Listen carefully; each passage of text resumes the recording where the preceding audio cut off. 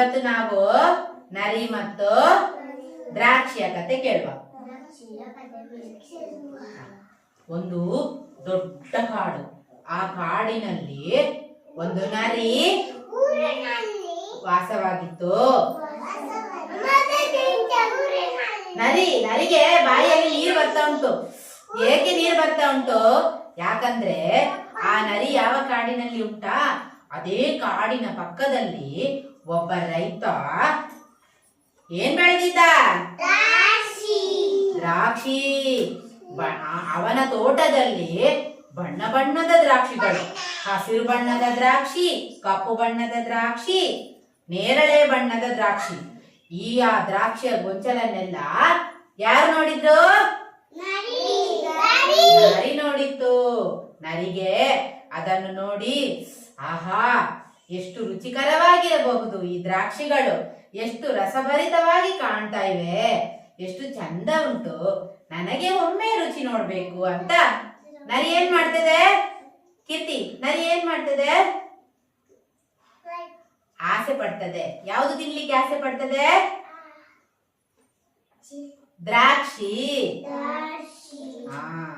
ಹೀಗೆ ಇರುವಾಗ ಒಂದು ದಿವಸ ರೈತ ಆ ದ್ರಾಕ್ಷಿಯ ಗಿಡಗಳಿಗೆ ನೀರು ಹಾಯಿಸಿ ಗೊಬ್ಬರ ಎಲ್ಲ ಹಾಕಿ ಅವನ ಮನೆಗೆ ಹೋಗ್ತಾನೆ. ಅದೇ ಸಮಯ ನೋಡಿಕೊಂಡು ನರಿ ಏನ್ ಮಾಡ್ತದೆ? ಎಲ್ಲಿಗೆ ಬರ್ತದೆ? ದ್ರಾಕ್ಷಿಯ ತೋಟಕ್ಕೆ ಬರ್ತದೆ. ದ್ರಾಕ್ಷಿ ಎಲ್ಲಿ ಉಂಟು? ದ್ರಾಕ್ಷಿ ಬಳ್ಳಿಯಲ್ಲಿ ಆಗುದು. ನೋಡಿ ಇಲ್ಲಿ ದ್ರಾಕ್ಷಿ ಉಂಟಲ್ಲ, ನಾವೀಗ ತೊಂಡೆಕಾಯಿ ನೆಡ್ತೇವೆ ನೋಡಿ ನಮ್ಮ ಮನೆಯಲ್ಲೆಲ್ಲ, ಹಾಗೆ ತೊಂಡೆಕಾಯಿ ಬಳ್ಳಿ ನೆಟ್ಟ ಹಾಗೆ ನೆಡುವುದು, ಮತ್ತೆ ಅದಕ್ಕೆ ಚಪ್ಪರ ಹಾಕ್ತಾರೆ. ಆ ಚಪ್ಪರದಲ್ಲಿ ದ್ರಾಕ್ಷಿ ಆಗ್ತದೆ. ಹಾಗೇನೆ ಆ ರೈತ ಚಪ್ಪರದಲ್ಲಿ ದ್ರಾಕ್ಷಿ ಬೆಳೆದಿದ್ದ. ಮರದಲ್ಲಿ ಆಗುದಲ್ಲ, ಬಳ್ಳಿಯಲ್ಲೇ ಆಗುದು ದ್ರಾಕ್ಷಿ. ದ್ರಾಕ್ಷಿ ಮೇಲೆ ಇರ್ತದೆ. ನರಿ ಎಂತ ಮಾಡ್ತದೆ? ಓಡಿಕೊಂಡು ಬರ್ತದೆ. ಓಡಿಕೊಂಡು ಬಂದು ಒಂದು ಸಲ ಹಾರಿತು, ಎರಡು ಸಲ ಹಾರಿತು, ಮೂರು ಸಲ ಹಾರಿತು, ಸೋತು ಹೋಯಿತು. ನರಿಗೆ ಏನಾಯ್ತು? ಅದಕ್ಕೆ ಸುಸ್ತಾಯ್ತು. ಎಷ್ಟು ಸಲ ಹಾರಿದ್ರು ಎಂತ ಆಗ್ತದೆ? ದ್ರಾಕ್ಷಿ ಸಿಗುದೇ ಇಲ್ಲ. ದ್ರಾಕ್ಷಿ ಹುಳಿ ಎಂದಿತು,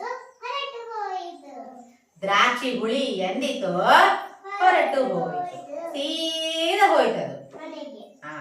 ಅದಕ್ಕೆ ನೋಡು, ಅದಕ್ಕೆ ತಿನ್ಲಿಕ್ಕೆ ಸಿಗ್ಲಿಲ್ಲಲ್ಲ, ಅದಕ್ಕೆ ದ್ರಾಕ್ಷಿ ಹುಳಿ ಅಂತ ಹೇಳುದು. ದ್ರಾಕ್ಷಿ ಹುಳಿ ಉಂಟಾ? ಹೇಗೆ ಉಂಟು? ಹೇಗೆ ಉಂಟು ದ್ರಾಕ್ಷಿ? ಸಿಹಿ ಸಿಹಿ ಉಂಟು, ರುಚಿ ರುಚಿಯಾಗಿ ಉಂಟು. ಅದಕ್ಕೆ ಗಾದೆ ಮಾತುಂಟು, ಕೈಗೆ ಸಿಗದ ದ್ರಾಕ್ಷಿ ಹುಳಿ ಹುಳಿ ಅಂತ. ಗೊತ್ತಾಯ್ತಾ? ಇದು ನರಿ ಮತ್ತು ದ್ರಾಕ್ಷಿ ಕಥೆ. ಚಪ್ಪಾಳೆ ಕೊಡಿ ಎಲ್ಲರೂ.